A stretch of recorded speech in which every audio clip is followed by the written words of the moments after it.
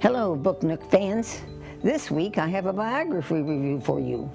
Yes, we have biographies, fiction, nonfiction, DVDs, CDs in those same categories, as well as a smattering of kids' books and DVDs. I say a smattering because we don't get many kids in our church, just when the grands or great-grands pop in to visit. Back to the review. This 7-hour nightmare happened in March of 2005. You might remember seeing it on television or reading about it in the newspapers.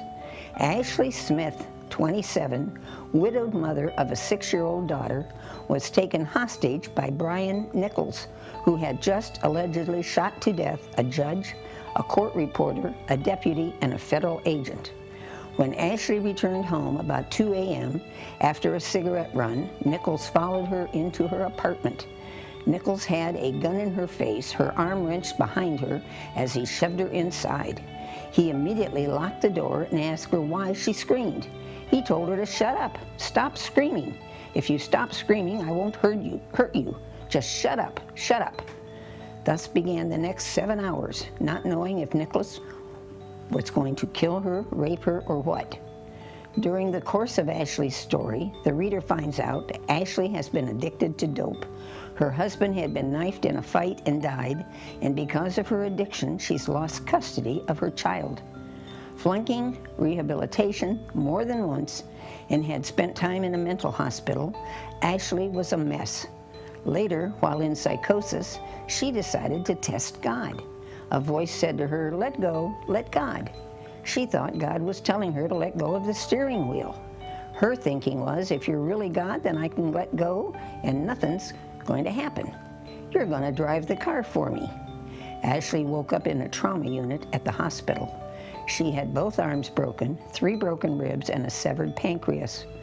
The rest of this true story bounces back and forth with Ashley remembering the drugs and the lies she'd been living and talking continually to Nichols, telling him why her daughter needed her mother since she had no father.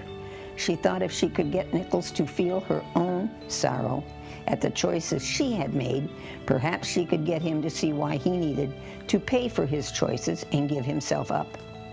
Although Ashley felt God was protecting her and giving her the things to say to convince Nichols of the right choice, she also knew for the first time that she was done with drugs.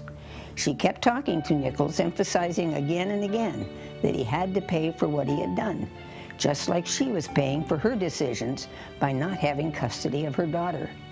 I can't tell you this biography is exactly uplifting, but when you've read the whole story, and remember this is a true story and an amazing story, you'll feel a new appreciation for what Ashley accomplished in 7 hours at a hostage and why she got through her ordeal alive.